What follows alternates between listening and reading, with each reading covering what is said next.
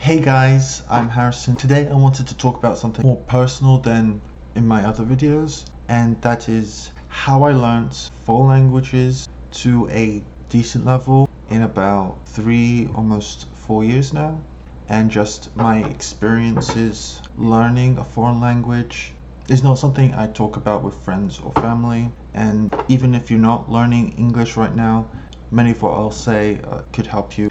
As a native English speaker, I often get the reaction, but why? The entire world is trying to speak English. And they make a good point, because I can literally go anywhere and find at least one person who speaks even a little bit of English. And I've even got reactions like, if I were you, I would have never learned target language. My motivation was that for a long time I'd always wanted to experience speaking another language, and I really wanted to understand their experience and their culture in a way that you just can't do if you speak English.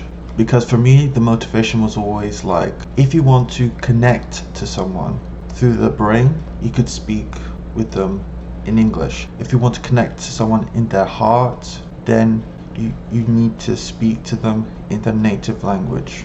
And for me, the challenge of learning another language motivated me even more, because as I improved my level, I got better understanding of their culture, of their music, and really made friends in a way that you just can't speaking only English as a native speaker. Estudio español durante 3, 4 años. Yo decidí aprender español porque en mi ciudad hay muchos hablantes nativos de español. De manera estudio español es un poquito extraño porque no tomé las clases en la escuela, no estudio con los libros gramáticos, solamente hablo con los hablantes nativos. En este momento creo que yo puedo hablar muchas confianza, pero mi gramático y mi acento y mi pronunciación son todavía no tan buenos. Ich habe in kurzer Zeit Deutsch gelernt.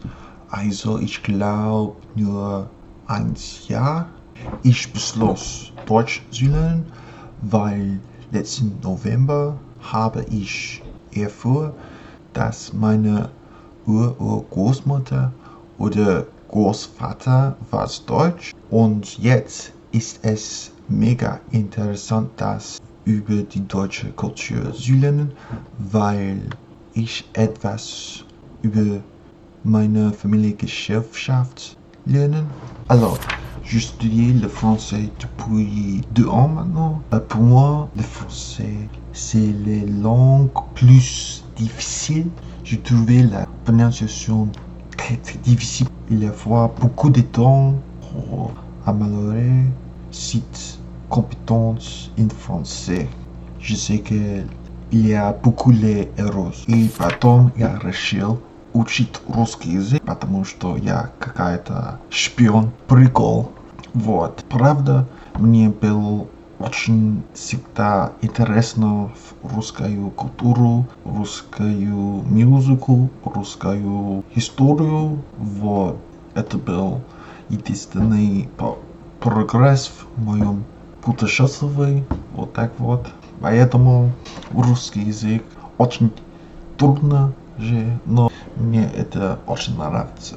So the next part I want to talk about is the advantages and disadvantages I had in my language learning journey. The biggest advantage I felt I have is the fact that the entire world wants to learn my native language. So it was always very easy to find native speakers of my target language to practice with, to get feedback from, and improve my skills with. This is something that for less popular languages is a major problem, and this is something I should mention, because if you speak a very popular language like English, it can be a lot easier to find people to practice with than if you speak a language that's not that popular or has a lot of people trying to learn English, for example, but not vice versa. Next advantage I had might surprise you, but is actually being British but living in the US. Is probably something that's not very well known, but there's a lot of issues with listening comprehension between British English and American English. It very much depends on the type of dialect they speak and their accent. And where I live in the US, people can't understand my accent if I don't adjust it and pronounce things more like an American. So I would sometimes like to say that I can speak two versions of English, American English and then British English, and that was definitely an advantage I had over other English native speakers, because as a child I had to learn to understand not just British English that my parents spoke, but American English that is spoken all around me. The last advantage I want to talk about is how I didn't learn a foreign language at school, because it's quite common all around the world for people to study a language for years and years and years and not be able to speak it because they learnt the least effective way of language learning.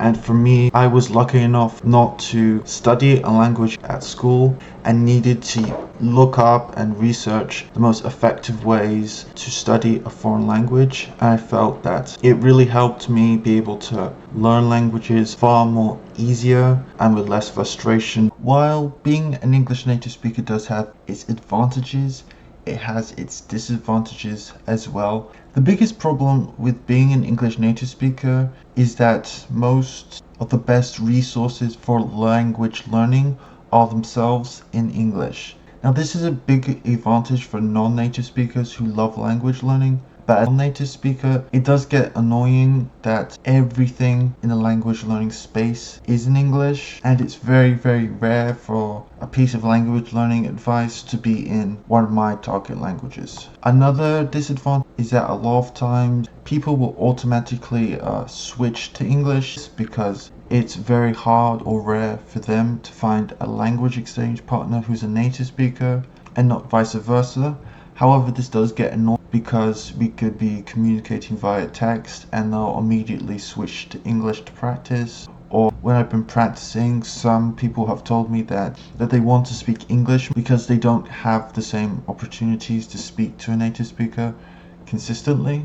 Another disadvantage I had was being a monolingual adult when I started language learning, because your brain isn't used to thinking of new ways to construct sentences or thinking in another language, and a lot more difficult, especially at the beginning, to make progress than if you were bilingual. The final disadvantage I find improving my accent and pronunciation really tough. It's probably the hardest part of language learning for me. It's really hard.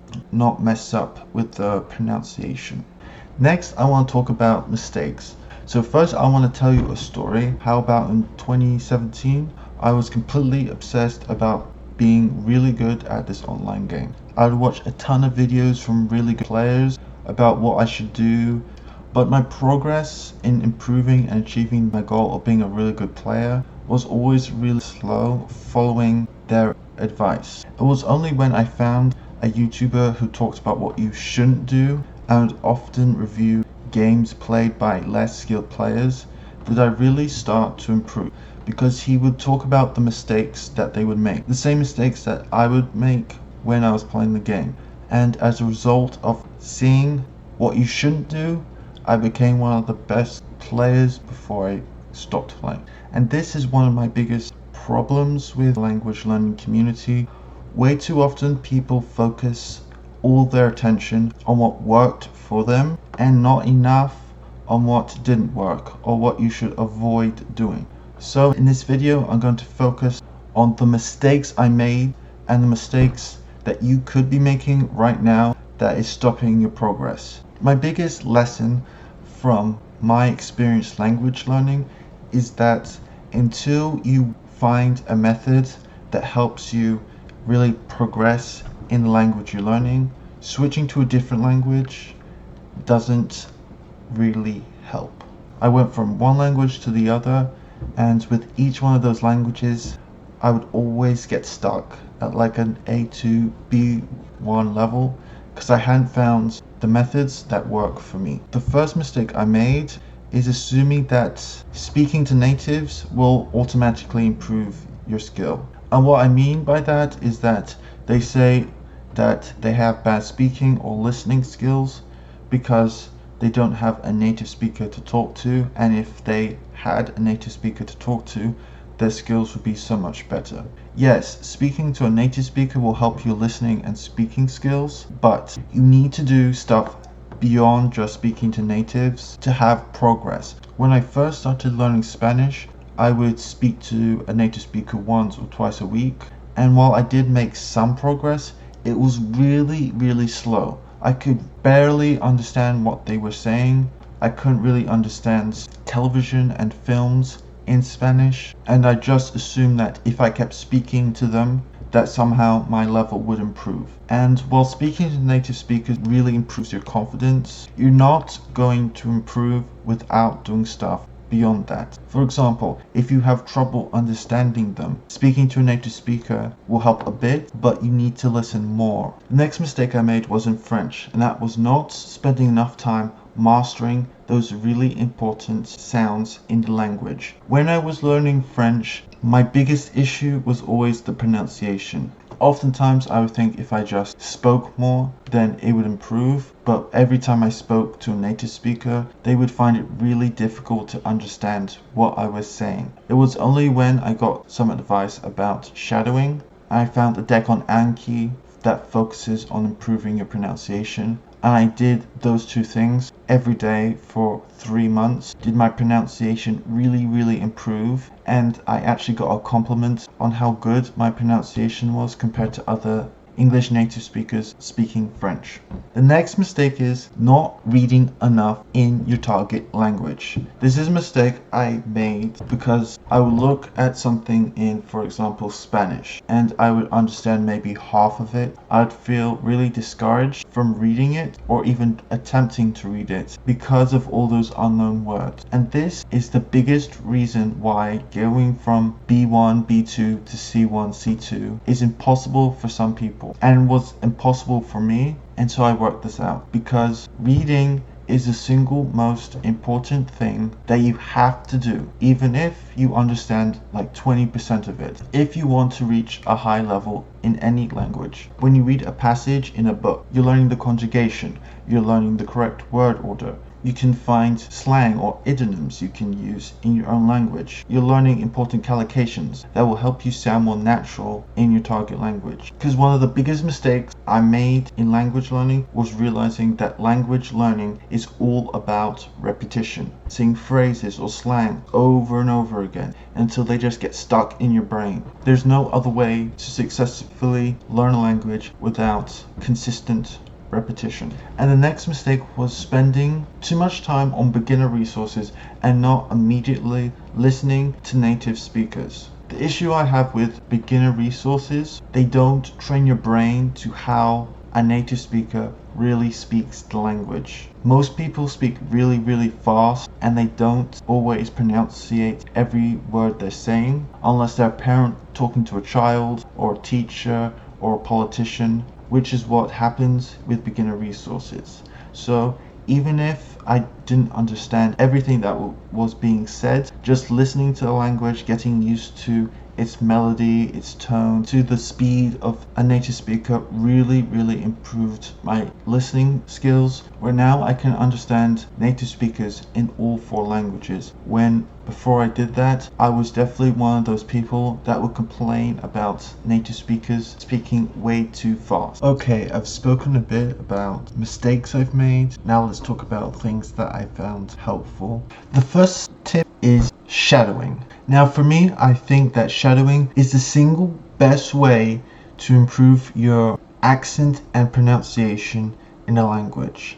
And not only that, it really does help you improve your fluency by practice speaking out loud. An exercise I like to do is to listen to a piece of audio on a video and repeat a sentence over and over again until I felt like I could say it close to perfectly, and then move on to the next one. This is what I would do when I really wanted to improve and nail down my pronunciation. When I wanted to improve my speaking fluency, I found something that really helped was to listen to a video and then try and repeat what the native speaker is saying out loud at the same time. I find this helps you increase the speed in which you can talk, your pronunciation, and most importantly, helps train the muscles in your mouth to speak your target language at the same speed as a native speaker.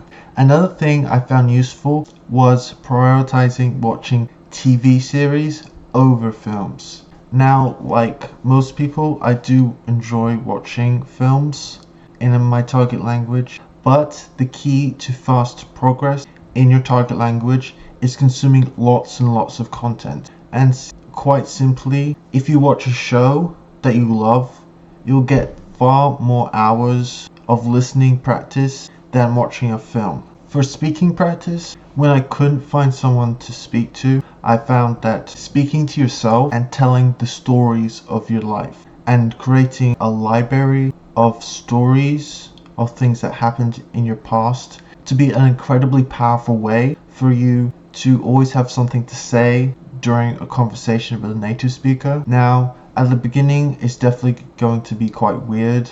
I found this to be the case. However, it really does help. Not only are you practicing your speaking skills, but you're doing so in a way that you don't have to worry about judgment about the other person waiting for you to say something. And also, you'll be able to identify particular words or phrases that are missing in your vocabulary and that you'll be able to learn. Lots of people just assume that if they speak to a native speaker, suddenly they'll be able to start speaking in a target language. However, you really do need to practice speaking before that so you actually have something to say and you'll be able to get the most out of your time speaking to that native speaker. Another way to avoid the trap of constantly asking the native speaker you're speaking to translate things into your target language, and by doing so losing out on valuable speaking practice, is to build a library of stories of your life. When I'm speaking my native language,